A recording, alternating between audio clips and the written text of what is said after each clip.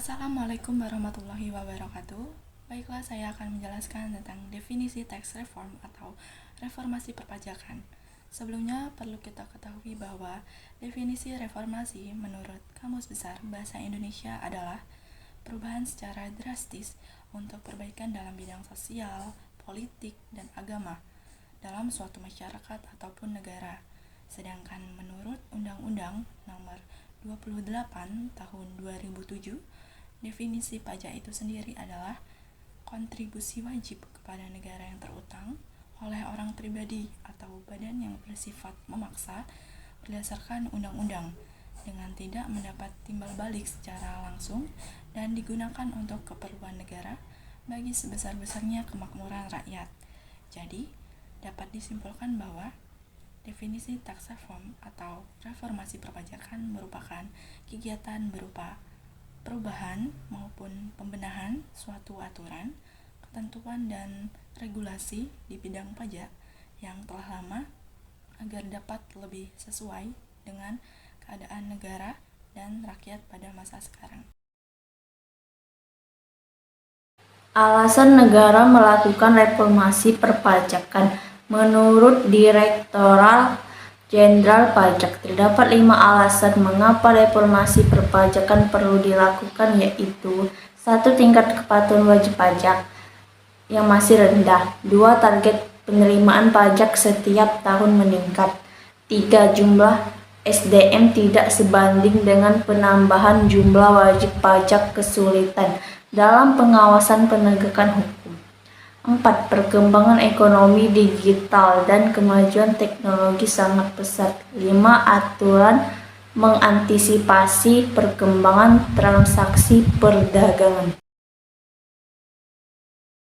Tujuan dari tax reform yang pertama adalah meningkatkan kepatuhan pajak.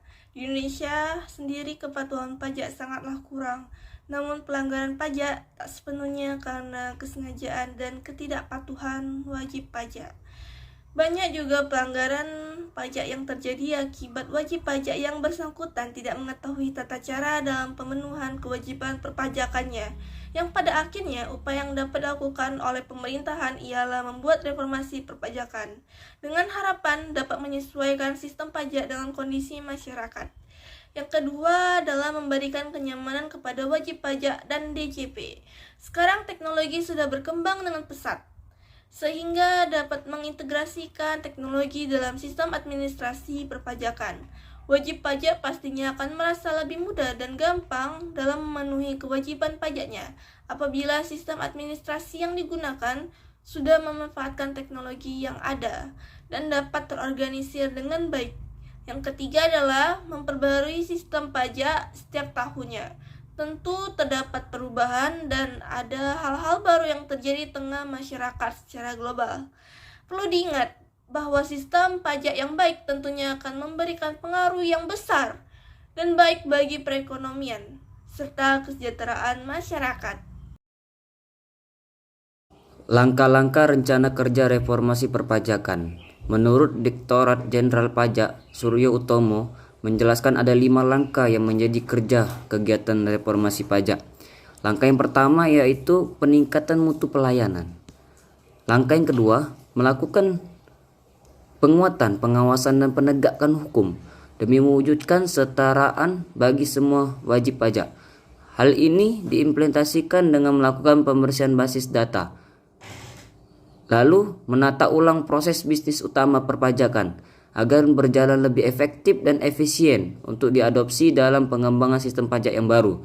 Langkah yang ketiga, memperkuat kerjasama dengan berbagai pihak, melakukan integrasi proses bisnis dan utilisasi database, melaksanakan intensifikasi dan ekstensifikasi penerimaan. Lalu yang paling penting adalah memperkuat sinergi perpajakan dengan pihak lain di internal Kementerian Keuangan dan pihak eksternal seperti BUMN, PPATK, KPPU, OJK, SKK Migas. Langkah keempat, memberikan kesempatan wajib pajak untuk memperoleh keadilan perpajakan. Langkah ini dilakukan dengan cara penataan ulang proses bisnis dalam pemeriksaan untuk meningkatkan kualitas ditjen pajak dan mengurangi permohonan keberatan dari wajib pajak. Langkah yang terakhir, langkah yang kelima, yakni penguatan institusi perpajakan dengan menata ulang organisasi. Penataan ini meliputi klarifikasi unit kerja Ditjen Pajak, membentuk dan mengembangkan jabatan fungsional tertentu, membentuk unit kerja pendukung, kemudian memperbaiki pengelolaan wajib pajak, menata ulang asesmen dan pengawasan wajib pajak penentu penerima. Selanjutnya, perjalanan reformasi perpajakan di Indonesia. Yang pertama, reformasi pajak tahun 1983. Reformasi perpajakan di Indonesia pertama kali diluncurkan pada tahun 1983 dengan perombakan sistem perpajakan paling mendasar, yaitu digantikannya sistem official assessment menjadi self-assessment. Dalam sistem baru ini, wajib pajak diberikan kepercayaan untuk melaksanakan sendiri kewajiban pajaknya, mulai dari menghitung sendiri penghasilannya, menghitung sendiri pajak yang terutang, membayar sendiri yang terutang, dan melaporkan sendiri pemenuhan kewajiban pajaknya. Yang kedua, reformasi pajak tahun 1994. Pada tahun 1994, pemerintah merilis reformasi perpajakan kedua untuk merespon berkembangnya perekonomian nasional dan pengaruh globalisasi dunia yang semakin kuat. Yang ketiga, reformasi perpajakan pada tahun 2000. Reformasi pajak pada tahun 2000 dimaksudkan untuk mengakomodir pelaksanaan dari Undang-Undang Nomor 22 Tahun 1999 tentang Pemerintahan Daerah dan Undang-Undang Nomor 25 Tahun 1999 tentang perimbangan keuangan antar pemerintah pusat dan daerah. Yang keempat, reformasi pajak tahun 2008. Pada tahun 2008 terjadi perubahan undang-undang dan disahkan Undang-Undang Nomor 28 Tahun 2007 tentang ketentuan umum dan tata cara perpajakan serta Undang-Undang Nomor 36 Tahun 2008 tentang pajak penghasilan. Di sini saya akan menjelaskan tentang kendala reformasi hukum pajaknya. Jadi di sini terdapat dalam peraturan perundang-undangan hukum pajak pada zaman kolonial terdapat beberapa permasalahan yang sekaligus merupakan kelemahan sehingga memerlukan pembenahan yang mendasar. Jadi kelemahan ini tercermin pada banyak hal yang dikutip dari Handoyo. Yang pertama ada terdapat peraturan pajak yang beraneka ragam sehingga menimbulkan kesan membingungkan dan banyak terjadi pajak ganda. Dan yang kedua ada pelaksanaan kewajiban terus sangat tergantung pada aparat perpajakan sehingga menimbulkan kecenderungan masyarakat wajib pajak kurang turun bertanggung jawab dan memikul beban negara demi kepentingannya sendiri dalam bermasyarakat, berbangsa, dan bernegara. Dan yang ketiga ada terdapat berbagai jenis pajak sehingga menimbulkan ketidakjelasan bagi masyarakat dalam memenuhi kewajibannya.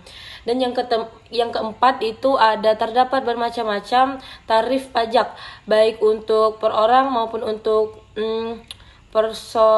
perseroan, dan juga bermacam-macam tarif dalam pajak penjualan di samping adanya tarif khusus untuk koperasi, perusahaan yang go publik, dan perusahaan yang diperiksa oleh akuntan publik. Terus semuanya itu menimbulkan persaingan yang tidak sehat. Nah, terus yang kelima ada struktur tarif yang progresif menimbulkan rangsangan bagi wajib pajak untuk menyelundupkan pajaknya dengan berbagai cara. Nah, jadi pada akhirnya penerapan sistem progresif ini tidak dapat berjalan secara baik. Nah, dan yang terakhir itu ada tata cara pemungutan pajak berbeli-beli, pelaksanaan perpajak yang efisien dan lebih efektif, memerlukan pola dukungan organisasi, tata kerja dan personalia yang sebanding.